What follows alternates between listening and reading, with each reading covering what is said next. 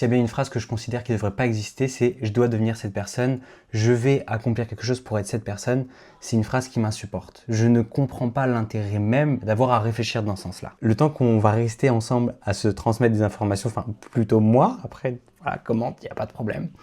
Je voulais revenir justement sur ces gros projets qu'on a tous en tête, que ce soit à court ou à long terme, que ce soit un voyage, que ce soit un projet personnel, que ce soit écrire un livre, que ce soit un projet professionnel, ou même que ce soit de l'amour.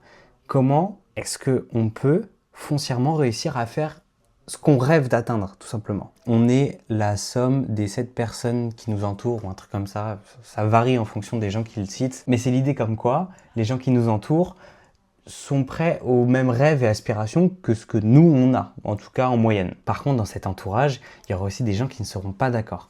Je pense aux parents parce que moi ça a été le cas pendant très longtemps, j'ai eu plein de projets dans lesquels ils n'étaient pas forcément chauds, mais c'est des gens qui aussi ont peur des gros changements, ce que je peux comprendre, c'est normal, ils rêvent du mieux pour leur enfant, en tout cas j'ai eu de la chance que ce soit le cas pour moi. Ça m'a vachement freiné à certains moments, et puis plus tard ça m'a aussi aidé puisqu'en fait ils ont été vachement derrière moi et genre vraiment je remercie le ciel et mes parents pour ça tous les jours, je vous assure. Mais l'entourage peut parfois être un frein à tout ça. Ce qui peut se passer, c'est que, on en revient un peu à la dernière vidéo, c'est que l'avis des gens parfois peut être très imposant et peut être même un poids pour nos propres projets et ce à quoi on vise, tout simplement. Et pour moi, là est le premier point, c'est déjà soit entourez-vous des bonnes personnes, soit simplement ne vous faites pas influencer aussi par les gens qui ne peuvent pas comprendre des fois vos objectifs. C'était... je crois que c'était Luigi qui disait ça, c'était... j'ai écouté ce qu'on m'a dit et j'ai fait l'inverse. C'est cette idée dans laquelle il y a des fois des gens qui ne comprendront pas vos projets, qui ne comprennent pas le monde dans lequel vous voulez vous lancer. Et en fait, vous n'avez pas le choix que de ne pas écouter. Comment se référer à des gens qui n'y connaissent pas? Au contraire, déjà référez-vous à des gens qui connaissent déjà ce monde, faites-vous du réseau, faites-le d'une manière ou d'une autre. Si c'est un voyage en Australie que vous souhaitez faire, rapprochez-vous de Français qui sont partis en Australie s'installer et ça fait 6 mois, 1 an, 2 ans qu'ils y sont déjà. J'en ai parlé assez régulièrement du fait que j'ai fait une école de cinéma avant et ce qui a vachement casser justement ce rêve-là, ça a été le fait que je n'ai pas été en contact direct justement avec un réseau.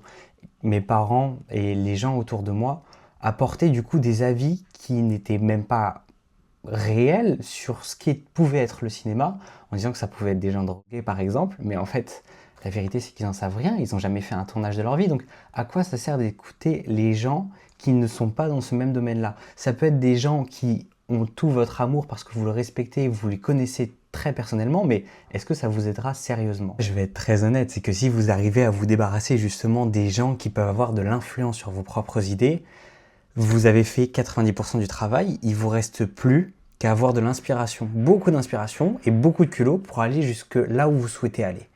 Ça va être un travail fastidieux, mais tout est faisable dans la vie à partir du moment où vous avez réussi ça. On trouve des idées, de l'inspiration, on se fait un réseau juste en étant impactant en fait.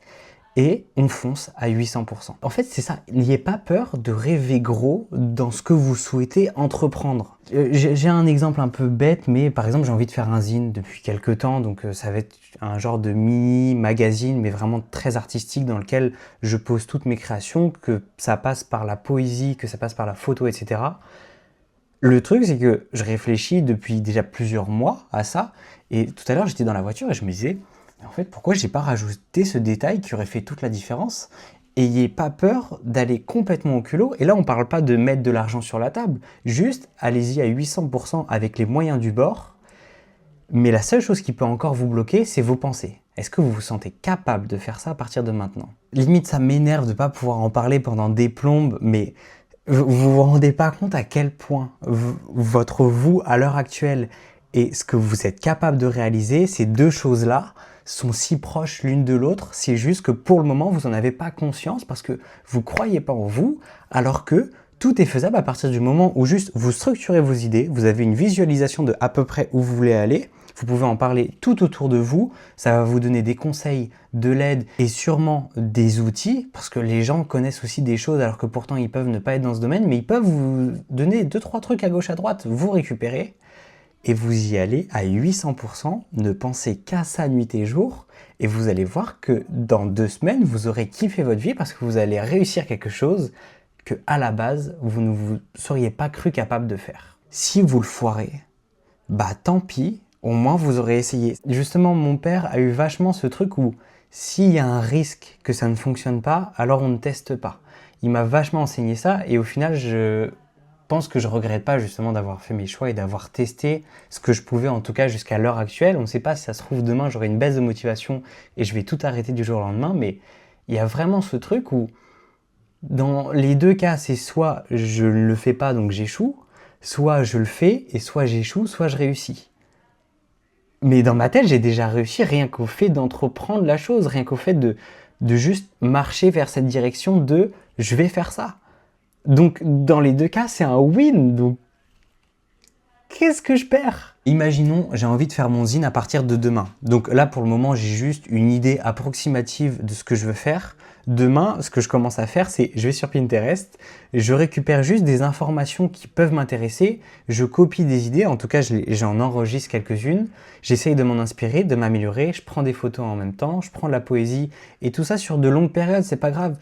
Personne ne va vous dire quoi faire, ni l'État, ni vos parents, ni votre patron, ni quoi que ce soit. On s'en fout. Prenez votre temps pour tout. Ensuite, une fois que j'ai toutes ces informations-là, je teste à gauche, à droite. Je fais déjà des premiers exemplaires. Je demande des retours, même des gens, et surtout des gens qui n'y connaissent rien, et qui peuvent me dire des trucs encore plus sensés que les gens qui sont dans ce domaine-là. Ensuite, je crée un réseau. J'essaye d'avancer. On me donne des conseils, on me donne des outils. Et à la fin, je sais qu'en moins de 3 mois, je peux avoir un résultat auquel je n'aurais même pas imaginé aujourd'hui. Donc, qu'est-ce qu'on perd à juste tester? Et je pense que si vous voulez parler d'argent parce que vous avez peur de perdre votre argent en testant quelque chose, mais je pourrais en avoir pour moins de 150 balles. Qu'est-ce que c'est 150 balles en vrai? Bref, cette vidéo, je sais pas, ça a été peut-être un trop-plein de beaucoup de choses pendant les 2 derniers jours. Mais je pense que j'ai très envie de refaire d'autres parties sur ce truc en particulier parce que pour moi c'est pas assez structuré et je pense qu'il y aurait besoin limite d'une longue vidéo de pratiquement 1 heure pour juste vous montrer à quel point les choses sont accessibles à partir du moment où vous le souhaitez. Je vais quand même m'arrêter là. Je redemande quand même au cas où si vous pouviez me donner un peu de soutien, ça me ferait énormément plaisir. Je vous souhaite une bonne soirée et à très bientôt.